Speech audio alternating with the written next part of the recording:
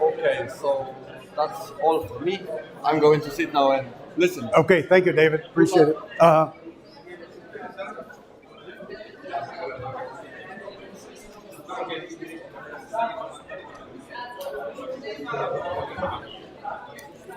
Chłopaki, Olga, streama sprawdź.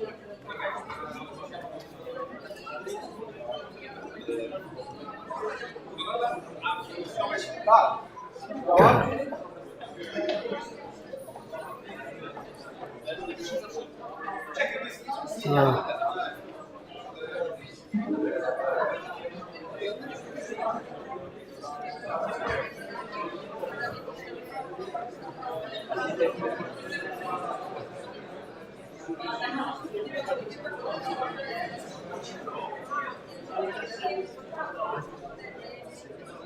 Działa?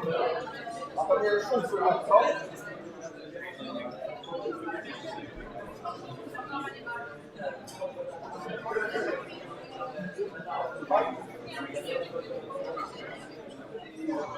You are checking is it able to be heard? Okay.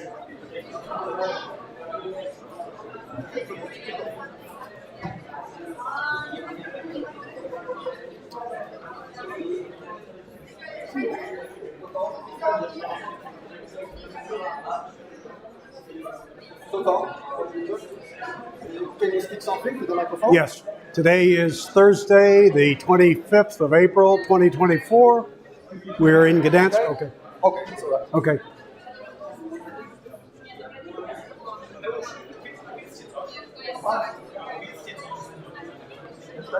Okay, can you talk more? Yes. Today we're going to talk about free trade versus protectionism, law of association, Adam Smith, specialization, principles of free exchange. How's that? Oh, and of course, I did it from back. Well, that's right. This is the magnifying microphone. Okay. Responsible for the stream, and this is for the lecture. Okay.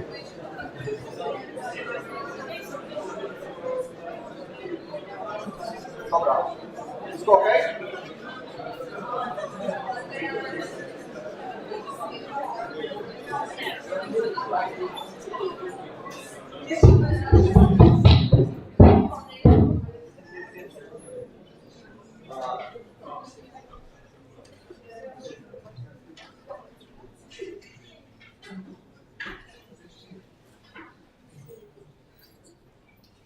Dobrze mnie słychać? No dobra, to zacznę po angielsku z uwagi na naszego gościa. Okay.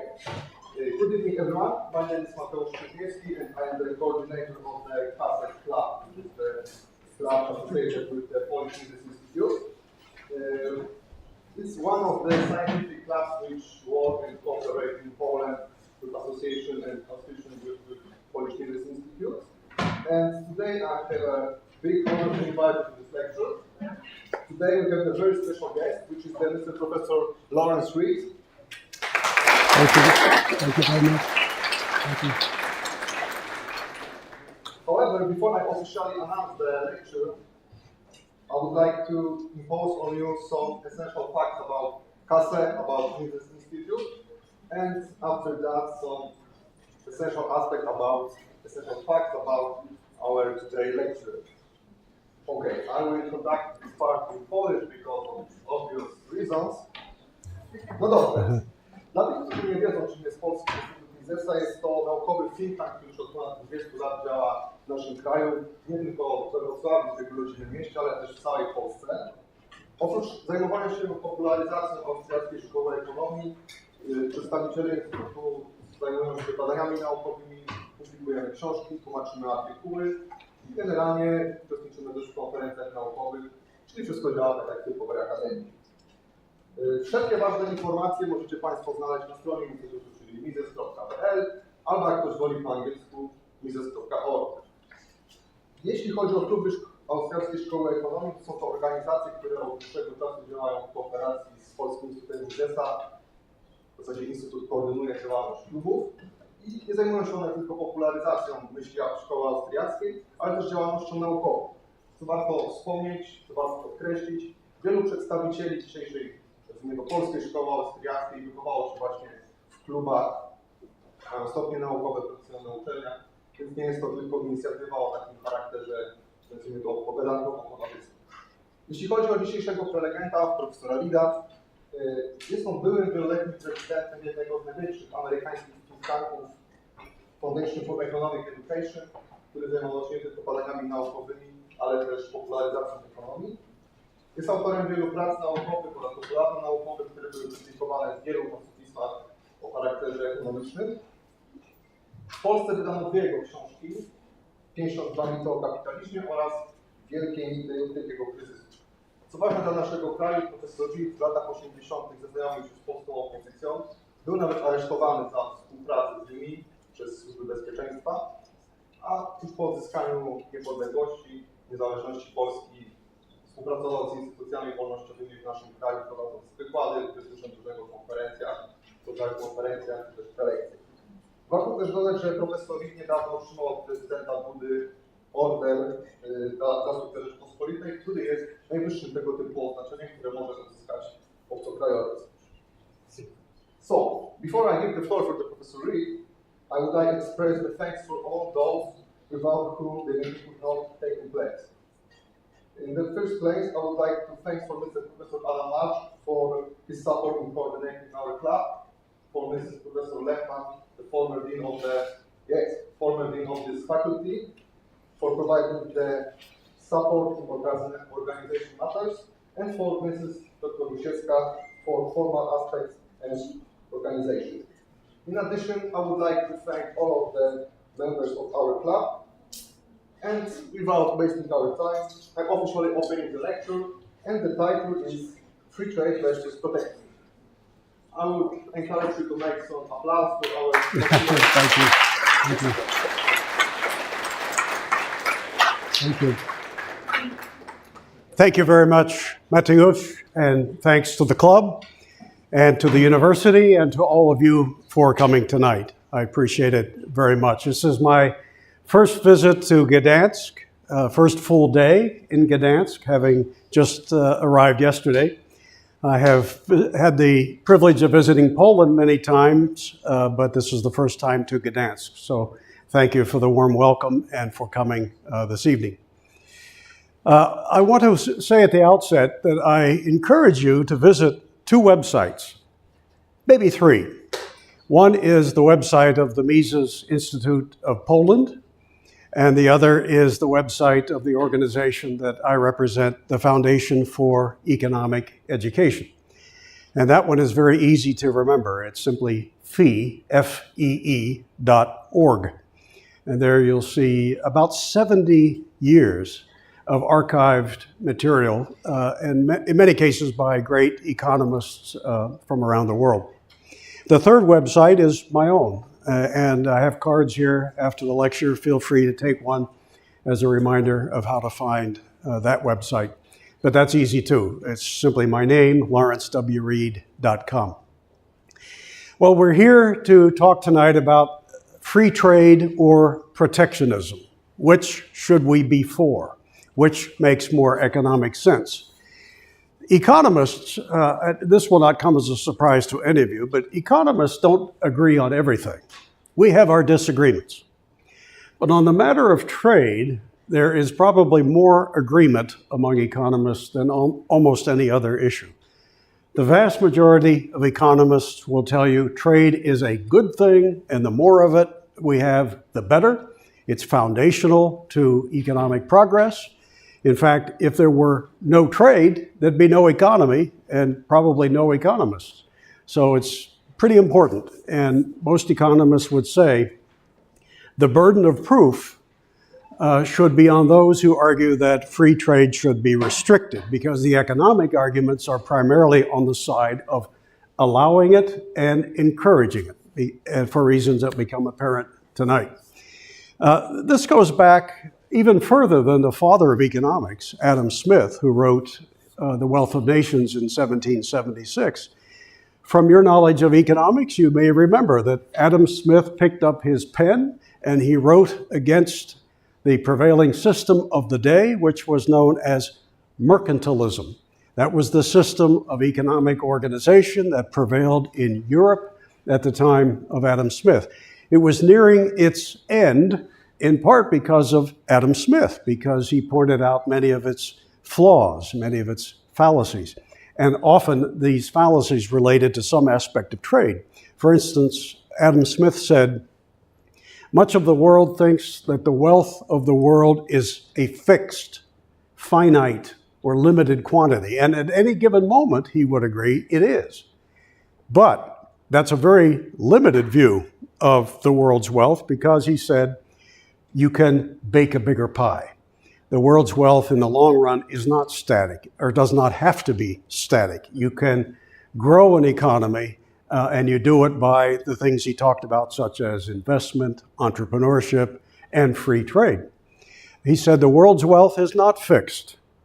And when people apply their talents and are free to do so, they will expand the wealth of the world. Now that may sound to us today as, well, common sense, right? Everybody knows that. We've seen a vast expansion of the world's wealth in the lifetimes of anybody in this room. I remember when we hadn't yet had a single cell phone. Now everybody, in your lifetimes, we've had cell phones every day, and everybody has one. Well, what a remarkable expansion of the world's wealth in a relatively short period of time when you compare the old telephone of 30 years ago and what the iPhone provides today. And that is a remarkable development, only one little corner of the economy that grew tremendously, and all the implications of that because of generally free trade. The components of an iPhone come from all over the world today. They're not made by one guy sitting behind a desk in one place. Components come from everywhere. How many of you have heard of the famous essay by the founder of the Foundation for Economic Education called I, Pencil? Have you ever, anybody? Okay. I'll just quickly relate that story because Adam Smith would certainly agree with its message, and it has very much of a free trade message to it. I, Pencil is the story of how a pencil comes into being. And it's told as if the pencil is doing the talking. And the pencil says, well, I'm made up of quite a few different things. I have a wooden structure that holds the graphite that makes the marks on a piece of paper.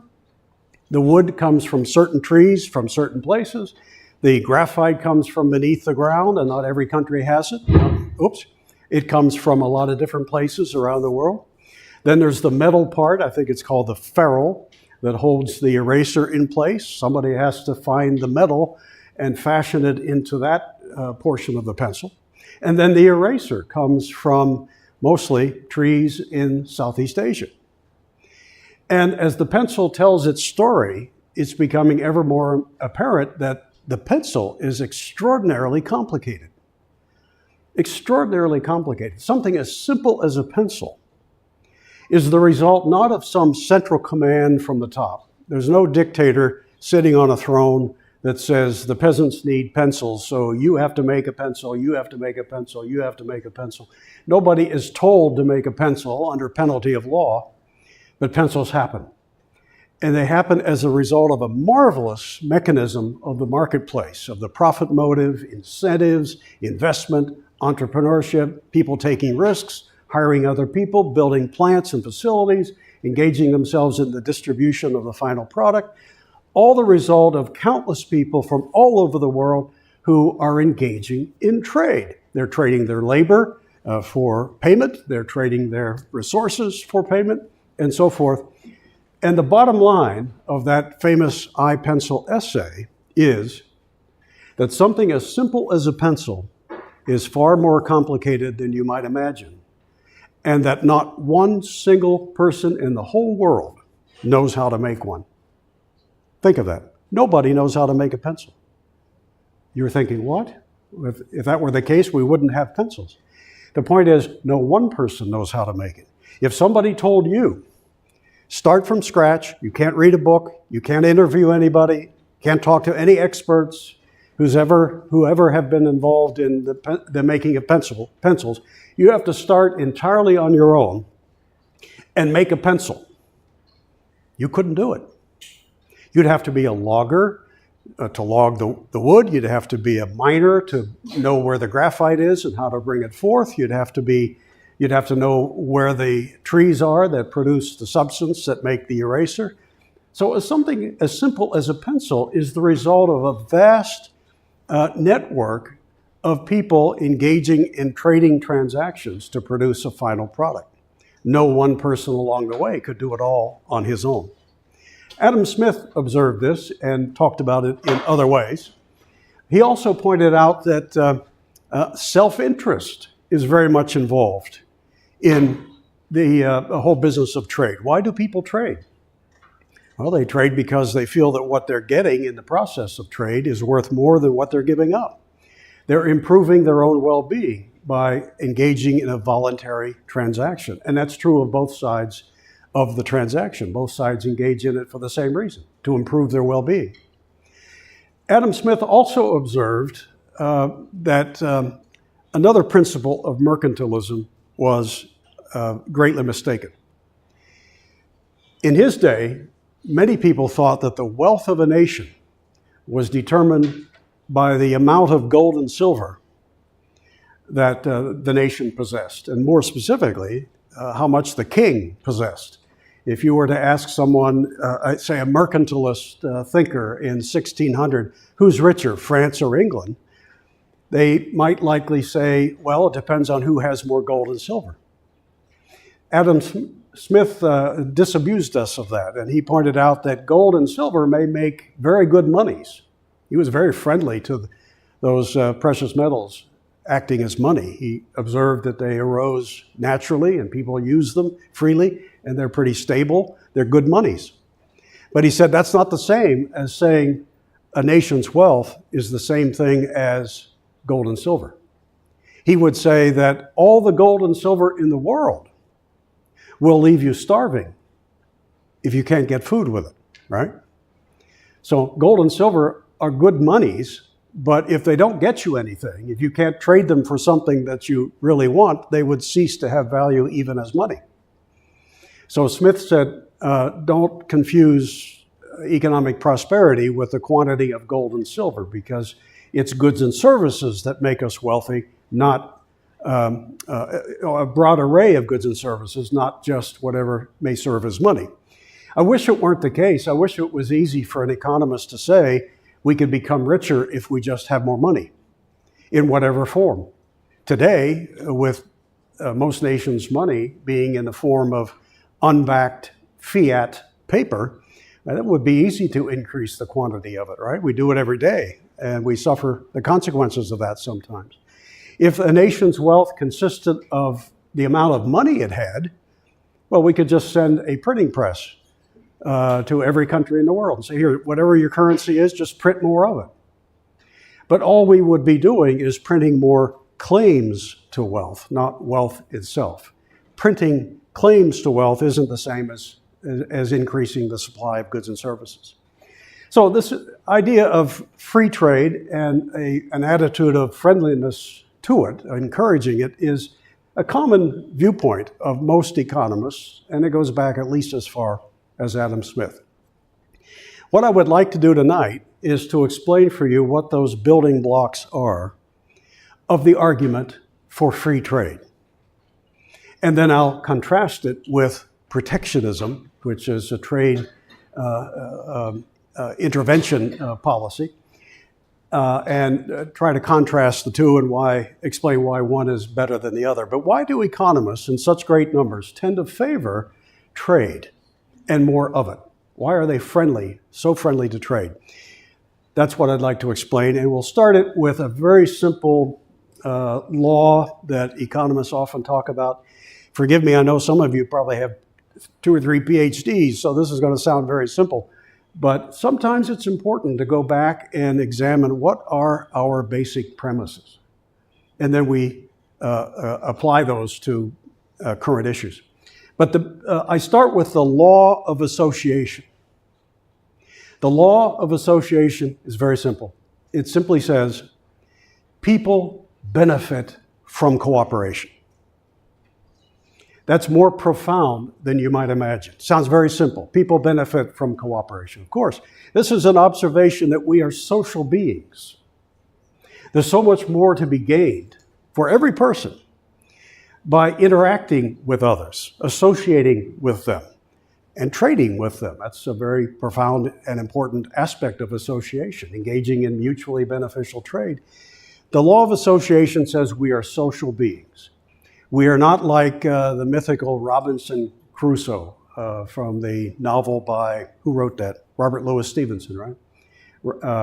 Robinson Crusoe, who's living on a deserted island. There's nobody to trade with. He has to do everything himself. He may be blessed by good fortunes of nature on some things, but he's still got a pretty daunting task every day, right? Anything he really wants, if it isn't just naturally provided by a tree or laying on the beach, he has to manufacture all by himself. He's not going to enjoy a very high standard of living, right?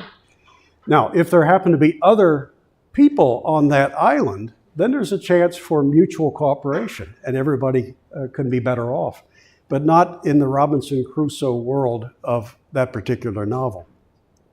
People benefit from cooperation. When people learn that and they practice that and they make it an article of faith, they stop fighting with each other. At least they should.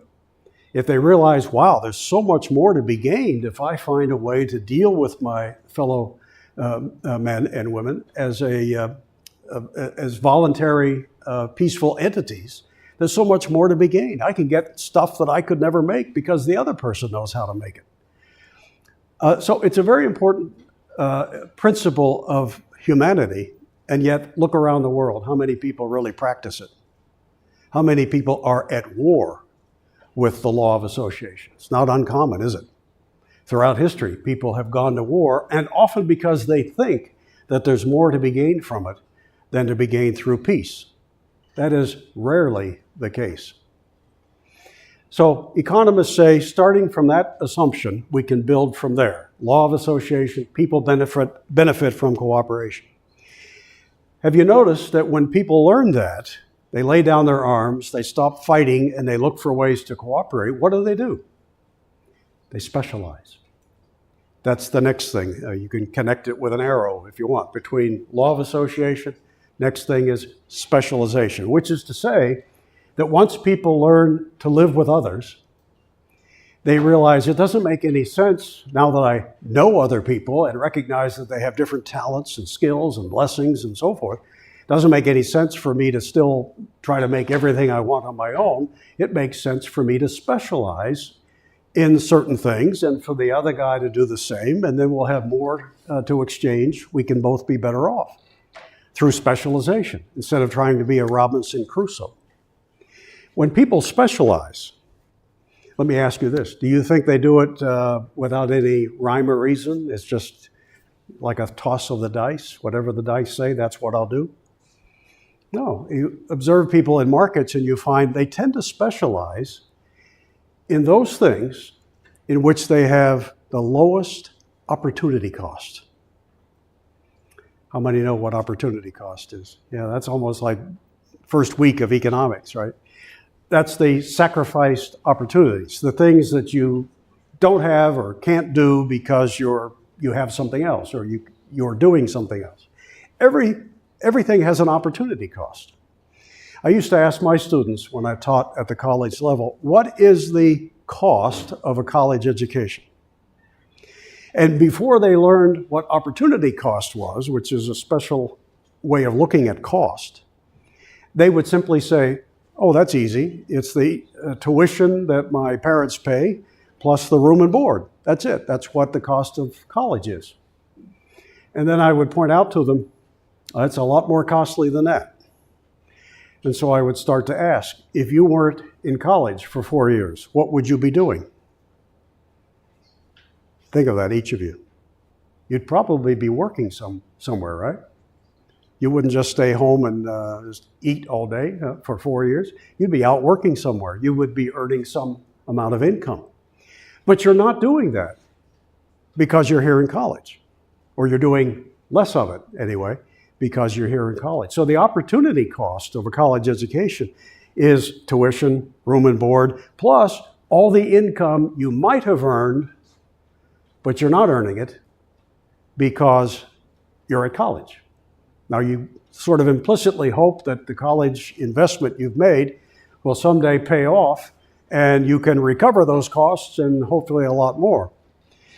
But the point is, college education is a lot more expensive than you think. And opportunity cost helps us explain that. Another good example is this. Imagine a brain surgeon. A brain surgeon who is the very best in Gdańsk. No brain surgeon in town is better than this particular surgeon. He can do it better than anybody, do it quicker, and do it with more success. Let's imagine that that brain surgeon is also the best typist in town. He can type out invoices and billings and all the paperwork that any office of a brain surgeon must produce. He's the best typist in town too. Not knowing anything else, would you expect the brain surgeon then to divide his time between brain surgery and typing out paperwork? Well, why not? He's the best typist in town. Because the opportunity cost of spending time in typing out invoices is enormous for him. He might, in the 1 hour it might take him to type out invoices to send out to patients to pay their bills, that's an hour he might have spent in brain surgery, which is a very highly valued skill that people would pay a lot to acquire if they really need it. So that's why even the best brain surgeon in town, who may be the best typist also, will not be typing his own billing and other paperwork. He will specialize in what he can produce at lowest opportunity cost. And really, by the person he may hire as a typist, that person would say, well, I'm doing what I can do at my lowest opportunity cost. Because for whatever reason, maybe this is a young person who hasn't developed a lot of skills yet, but in any event, they're not giving up as much to be a typist as the brain surgeon would be giving up if he did his own typing. So opportunity cost helps explain how and why we tend to specialize. And so far, everything I've described for you is entirely natural, isn't it? You don't have to expect a commission of government appointees to tell you all this. You just do it in the marketplace. And if you're not good at it, somebody else will instruct you. Somebody else will say, you're not making as much money as you might have because you haven't learned to specialize in the right things. And we tend to experiment, each of us. And over our lifetimes, we will do many different things. And hopefully, by near the end of our life, we will have been involved for some time in those things in which we have the lowest opportunity cost. And probably then we'll see our incomes at their highest levels. Well, when we specialize along the lines of this so-called comparative advantage, that's really what opportunity cost is all about. The brain surgeon has an advantage compared to the typist in brain surgery, so that's why that person specializes in brain surgery.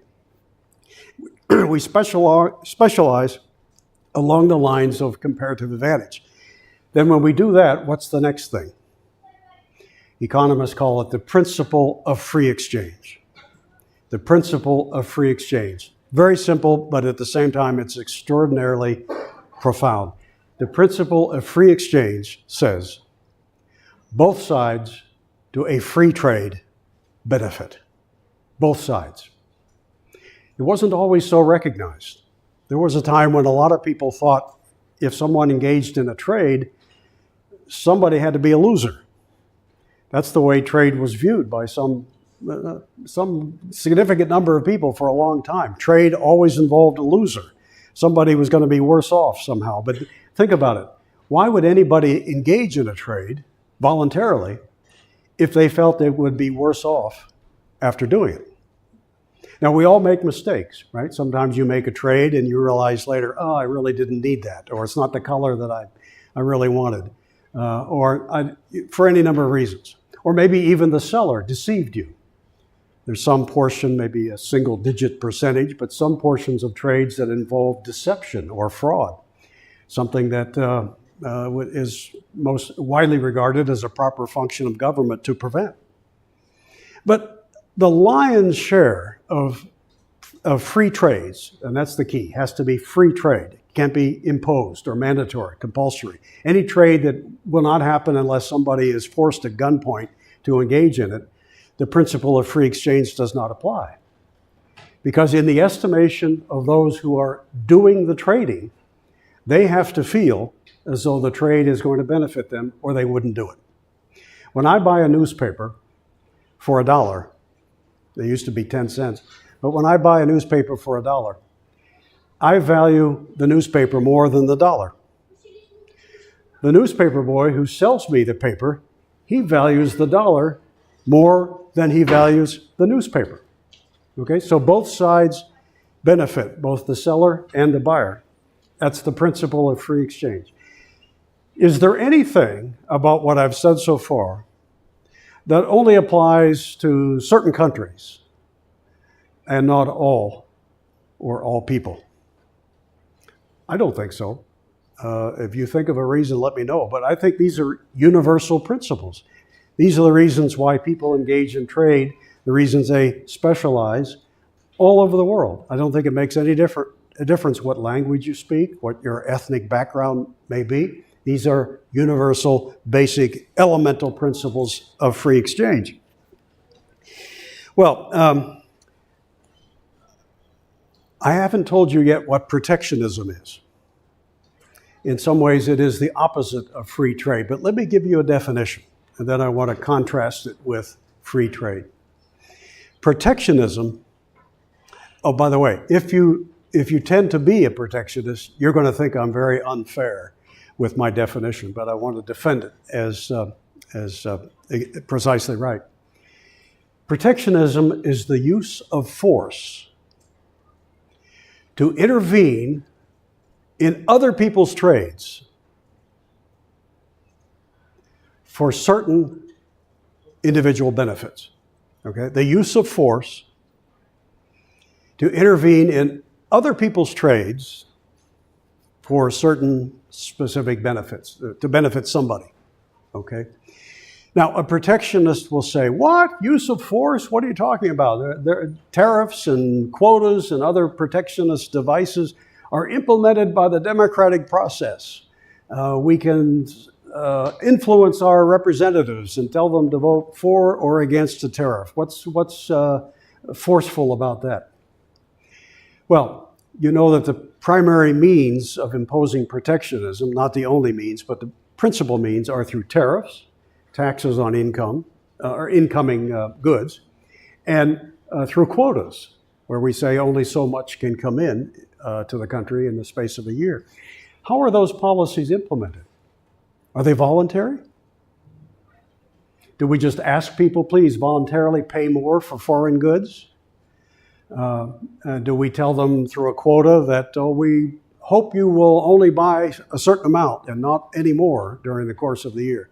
No, these are policies that are imposed by force. If you don't pay a tariff, if you evade the law and maybe buy more than a quota allowed you for the year, you'll pay a fine or you'll go to jail. So protectionism isn't a tool of voluntary expression. It is the use of government force to intervene in trade, usually in other people's trades. People in Congress who vote for tariffs and quotas, quite often they're not involved personally in international trade, but they're busy writing laws to impose restrictions on other people who engage in international trade. And why do they argue for that? Because they say such restrictions will be beneficial to at least certain people. I used to live in Michigan for 30 years, and that is a big automobile producing state. Not as big as it used to be. We now have auto manufacturers in many parts of the country. But you still think of Detroit as the home of the automobile, of the big automakers in the United States. Well, let's say we impose a tariff on incoming cars. Okay? Who will be in favor of that? Regardless of what the consequences may be, who do you expect will be the first to argue for it? The auto manufacturers, right? They'll say, yeah, we don't want those foreign cars coming in. That's competition for us. And they may convince their workers of the same. So in Michigan for years, it was the predominant view that you shouldn't buy a car made in Japan. If you did and people saw you driving a Japanese car, they would give you a dirty look or maybe worse. But that's because we forget that protectionism, though it may benefit a few, doesn't necessarily benefit others. In a moment, we'll talk about who it hurts. But you can bet that the auto unions, the auto companies, they will argue for tariffs on foreign cars. For the same reason that, say, McDonald's, if they thought they could get one from the government, they would say you should tax the other burger chains. Tax them, not us. If they thought they could get that, they would. For the same reason the automakers support protective tariffs and quotas. Now, as to the difference between tariffs and quotas, let me ask you this. Could you, at least on a theoretical basis, tell me which would be worse? I realize this is a little difficult to put it in words, but if you get what I mean, which is worse, a high tariff or a low quota? Which one does potentially more harm? I would argue it's the quota, and here's why. With a tariff, if you want something that's made in another country, you can still get it, right? If you are able to pay the higher price, the price of the import plus the tariff, you can still get it. But with a quota, where the government says only a certain amount of these foreign goods can enter the country in the course of a year, you can't legally get it if the quota has already been met. Let's say it's September and the quota for the year has already been filled. Nobody can export more of that stuff to your country. Well, then you're out of luck. You have to go illegal if you want to get something that has already been met by the quota. So in that very broad sense, I think quotas can be more damaging than a tariff because it can prevent you from getting something entirely rather than simply paying a higher price for it. But both are protectionist devices designed to protect a certain special interest. Members of Congress in the United States, they rarely argue that the only reason to impose, say, a tariff or a quota is to help, let's say, the domestic auto industry. That sounds kind of crass. It sounds like they're bought and paid for. It sounds like they're doing the bidding of a special interest that may be contributing to their campaign. So they often sell protectionist devices as good for the economy as a whole. We should have tariffs on Japanese cars because it will help everybody. And that's where the big fallacy comes into play.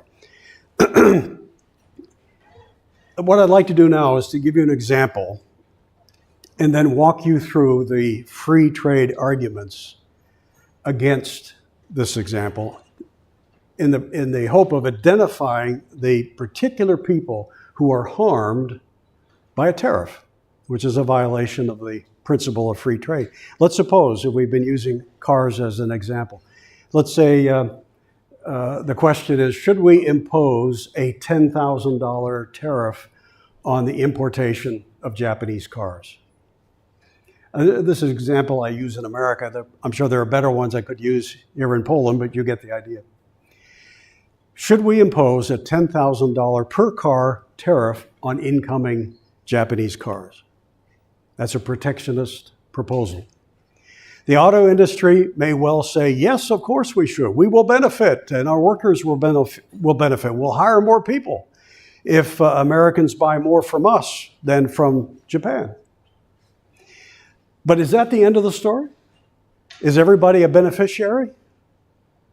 Who would be harmed by the imposition of a $10,000 tariff on Japanese cars? This is part of the job of an economist, to trace the effects of an act or a policy on all people, not just a handful that may be privileged by those measures, but on other people.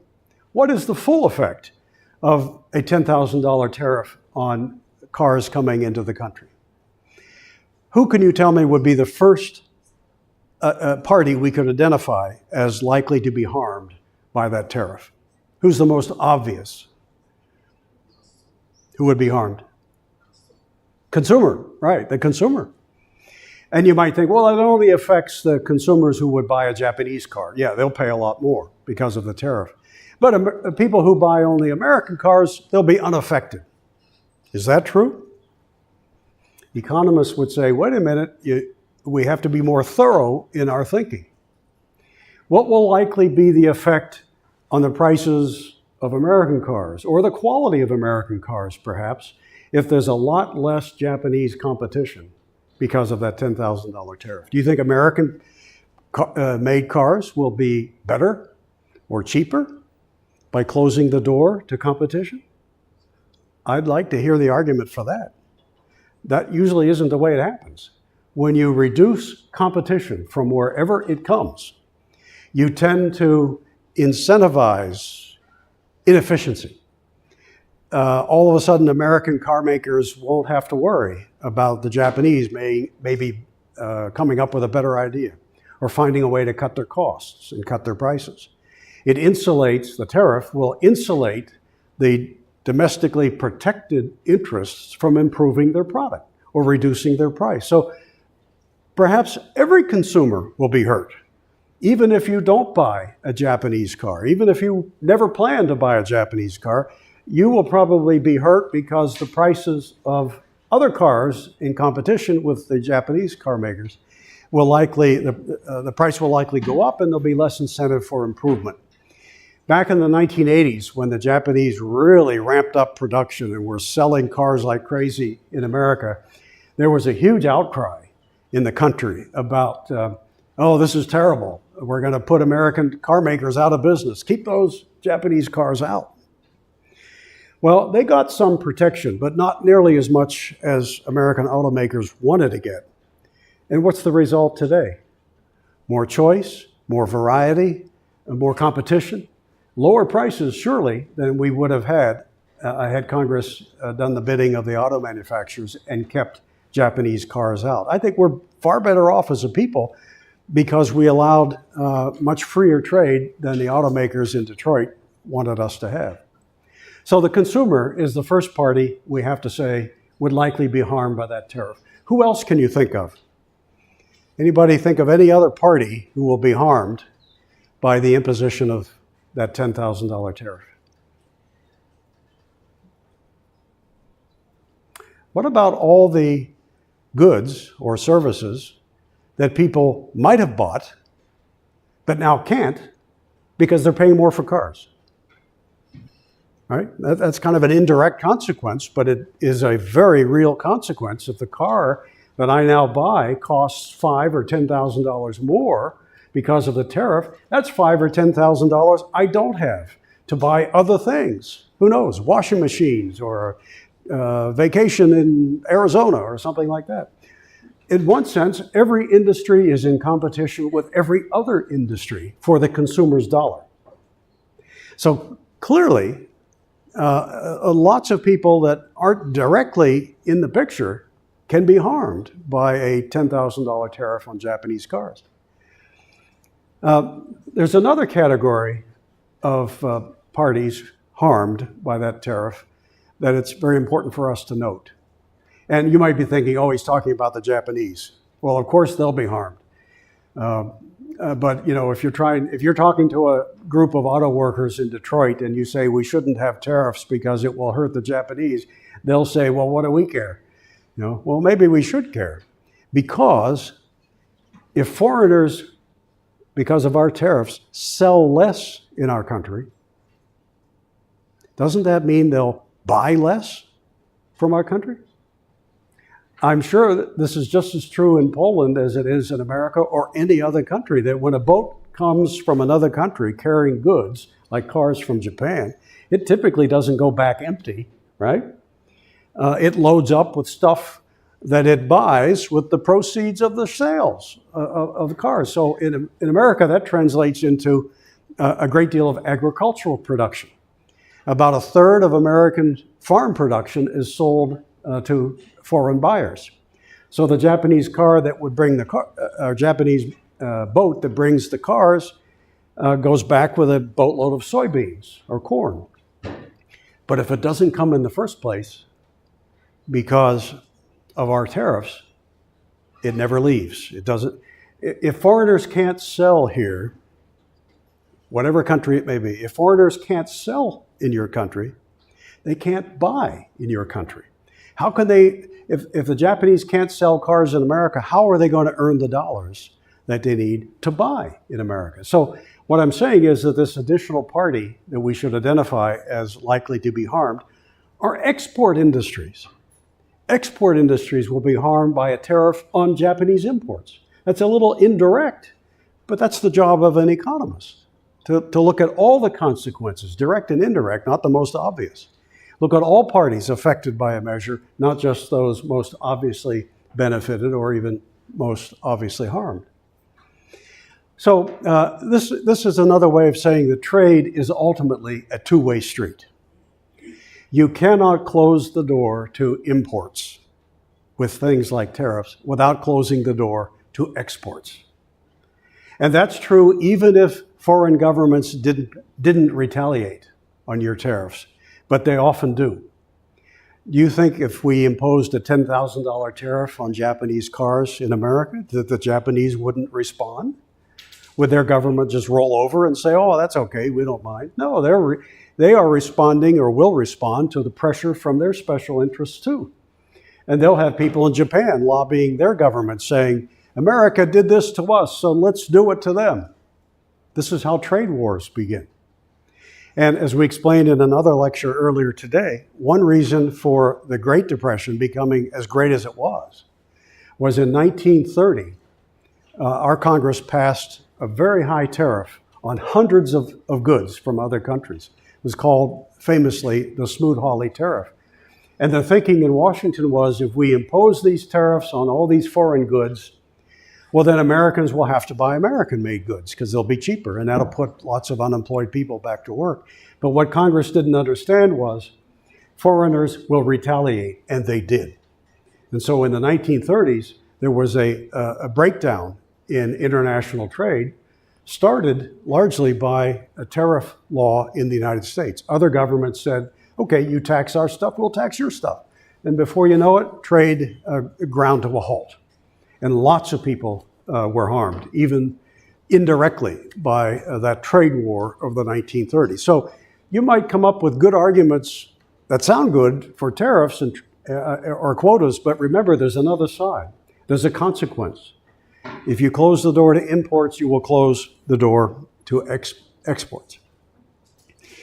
Now, let me give you several, I guess you could call them categories of argument against the tariff. Okay, I used to present it to my students as three categories of argument against the tariff.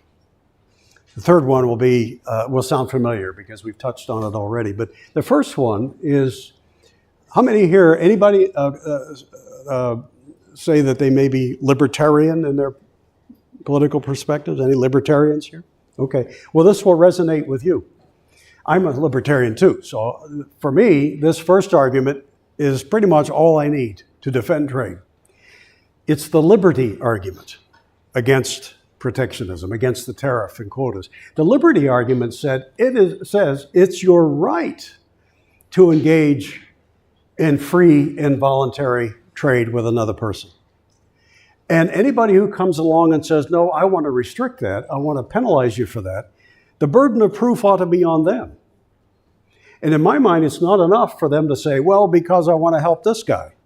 Well, it's not the job of government to help this guy against that guy, to redistribute wealth in that fashion, because I have a natural right as a free person to engage in voluntary, mutually beneficial trade with another person.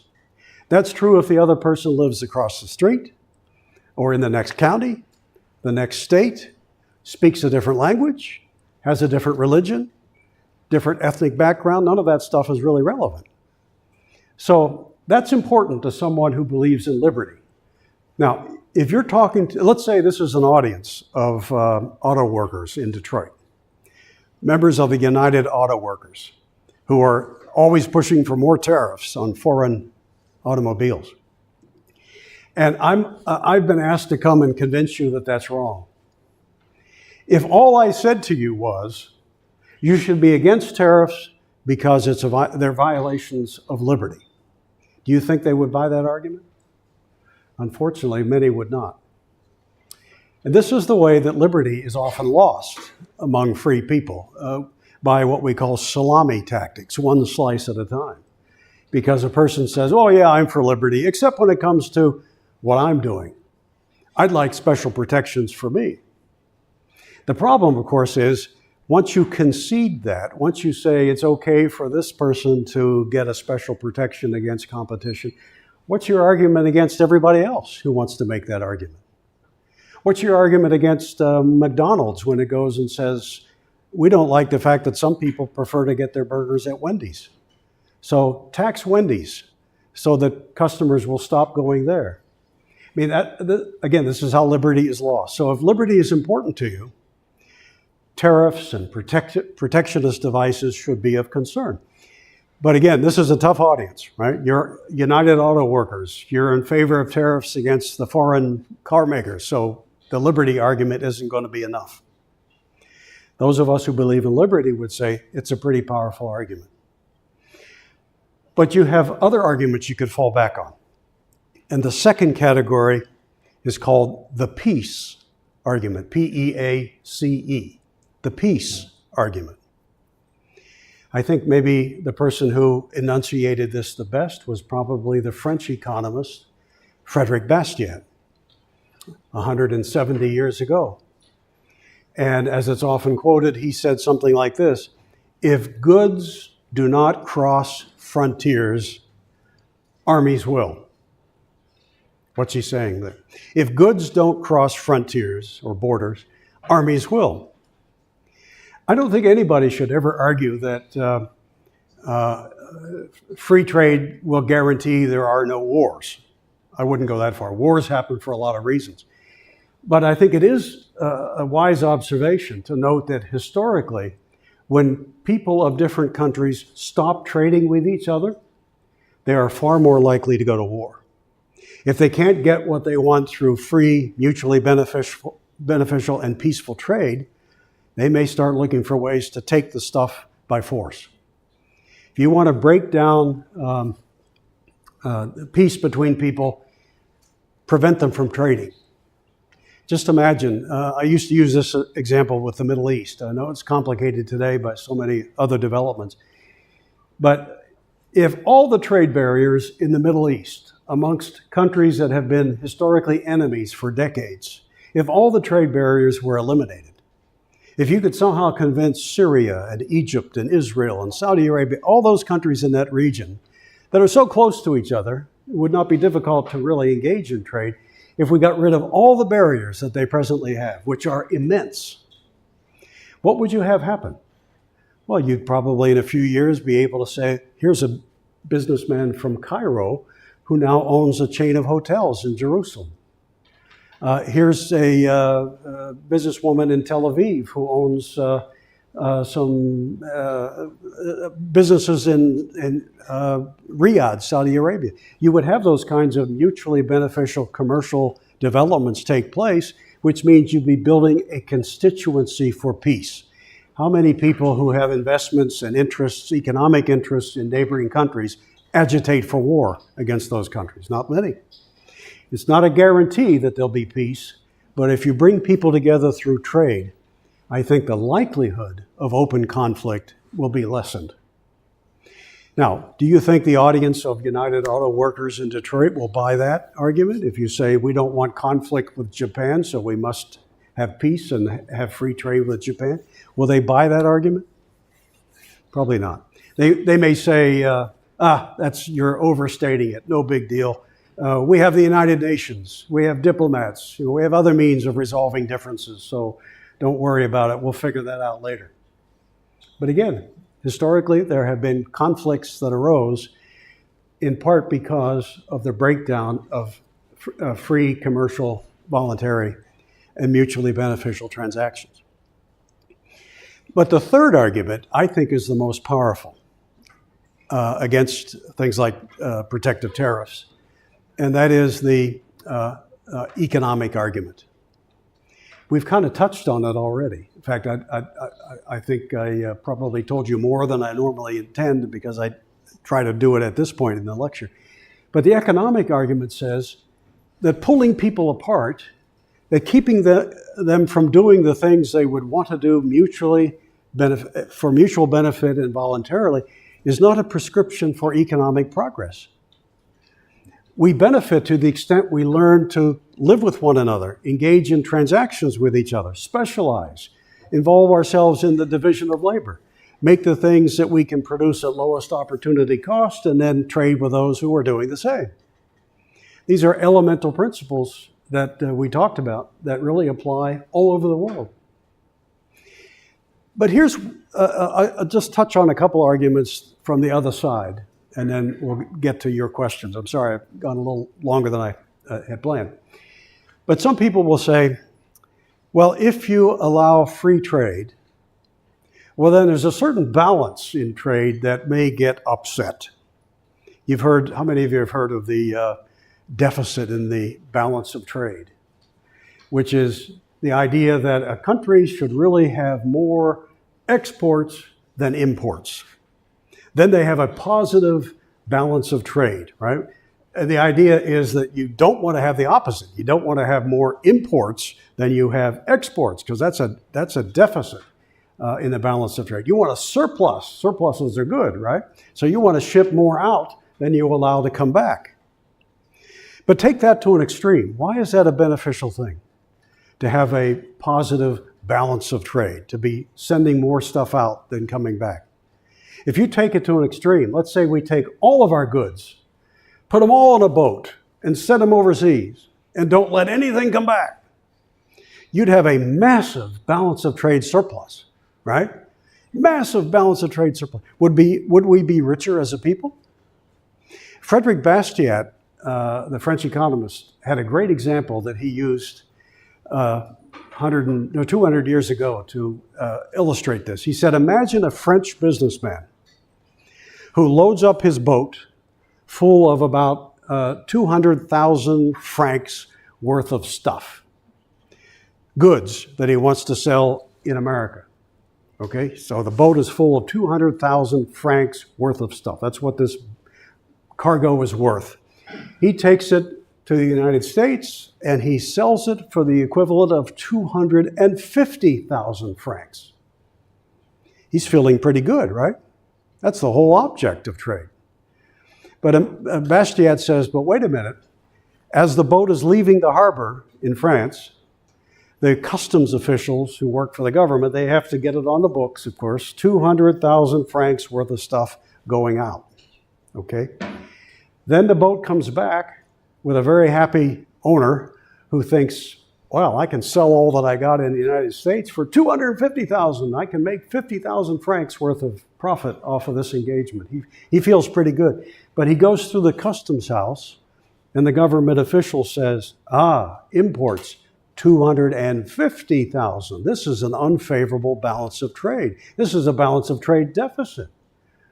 You're bringing more back than you sent out. This is bad. You're harming the country.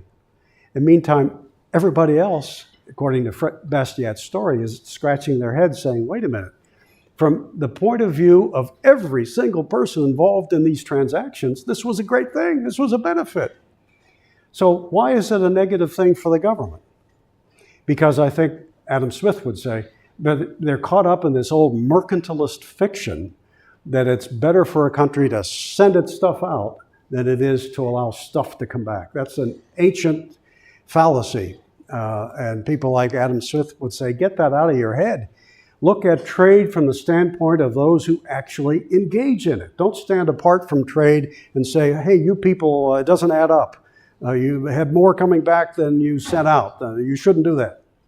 No, from the standpoint of those who actually do the trading, this was a marvelous transaction. This is a benefit to the country as well as to them. So when you think of it, what's a big Polish grocery store? Give me a name if you would. Okay, I can't pronounce it, but you got the idea. Okay. Wouldn't you say each of you has a negative balance of trade with that grocery store? You buy a lot more from them than they buy from you, right? Maybe Dino. What? Dino. Okay. Well, how many shop at Dino? Okay. Does Dino buy from you? Certainly not Zwati for Zwati, right? Now, the fact that they don't buy from you, does that harm you? Would you go back and decide, I'm going to stop shopping there because they don't shop from me? No. Both sides to a transaction benefit. So if you understand those core principles that we explained from the beginning as to why people engage in trade, this so-called balance of trade idea is really a myth. I have a deficit in my balance of trade with just about every place I shop. I'm not unhappy with that, and neither are the shop owners where I shop. That's true for everybody. So Adam Smith would be among those who would say, quit fussing about the balance of trade deficit because it doesn't make any sense. Look at trade from the standpoint of the actual traders involved. They wouldn't do it if they thought it would leave them worse off. I'll leave you with one final example, and then we'll open it to questions. It comes from Frederick Bastiat again. He was a giant in coming up with stories and analogies to make important economic points. And some almost 200 years ago, he wrote what is called the Candlemaker's Petition. And in this petition, you have makers of candles who are petitioning the king. And they say, hey, king, we need you to do something for us. We face a merciless competitor. We face a competitor who not only charges less than we charge for our candles, this competitor doesn't charge anything at all. How can we compete with that? How can any producer possibly compete with another producer who doesn't even charge his customers? You know who they're talking about? The sun. And the candle makers say, as long as the sun shines, people are buying fewer candles. So, king, will you please stimulate our industry by requiring that the people paint their windows black? Keep that low cost, in fact, zero cost sunlight out of our homes, so people will then buy more candles. How much sense does that make? Bastiat would say, look, if the sun shines and gives you free light, take it, because you have so many other things you could use your resources on, rather than have to buy candles that you really don't need, or only need when it's dark. So with that, I hope I've given you some arguments from a free trade perspective. I fully recognize that there are endless controversies today that seem to impact on these principles. But often when you dig a little deeper, you find these principles still apply. Thank you. Any questions? Oscar. I think that some kind of strategic sectors like energy industry, in these sectors, some kind of trade restrictions, especially export restrictions, should be implemented so that the government can prevent the outflow of some kind of precious commodities or strategic commodities. The question is, should we have some kind of export controls on certain key sectors like energy to prevent the outflow of a commodity like energy? Markets, especially in today's world, tend to be not just regional, but global. And if you prevent exports, you're inviting a foreign provider to penalize you, to try to retaliate in some way because you're not letting him buy something from your country.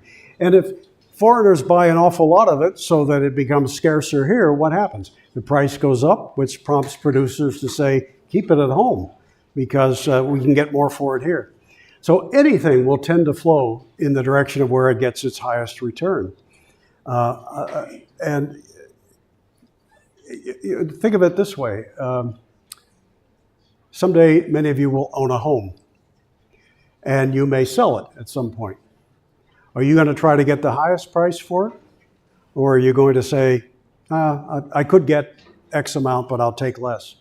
Everybody's trying to get the greatest value in the marketplace from those who will pay the most for what they're producing. The idea that we would run out of energy here because the market is so absent or here that it would all go overseas, I think that's pretty far out. Yeah. Also on this, we were talking about the trade deficit, the trade ban that we should not care about it. Mm-hmm. But how about that too much export can cause inflation, and on the other hand, too much imports can cause the weakening of the local currency? Could too much exports, however that might be defined, lead to inflation? Keep in mind, nobody sends something out without accepting something in return, right? Only government does that, like with foreign aid.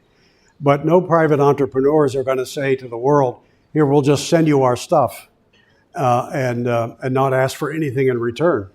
So trade is a two-way street. So I don't think you're going to have an issue of... another way to look at it is, how would government know what exports to allow and what not to? I think that would, if you set up a policy like that, it would tend to be so politicized.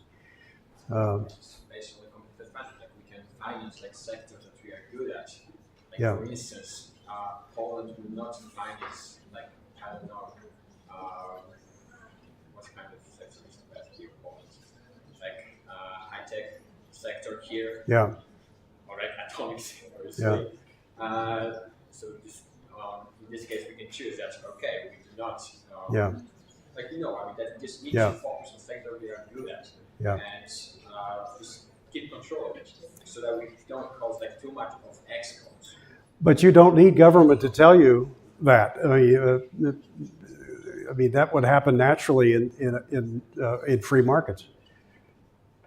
How would you? Well, maybe I'll think of a better way to express it. But there are consequences to preventing the exportation. It probably makes your export industry smaller than it would otherwise be, because you've just deprived them of a foreign market. So I don't know that you would make the domestic industry stronger if you deprive it of one of its markets. Oh, okay. Other questions? Yes, sir. What you were saying about the free trade, Mm-hmm. I think it mostly applies to few countries like the United States or Germany, Japan. But what about the undeveloped countries? Because, for example, I think that it disables those countries from developing their own ways and means of production. So, of course, it's better for the people that live in the poorer countries to import from, for example, the States because the products are cheaper. Yeah. But that's like short vision for the country's economies.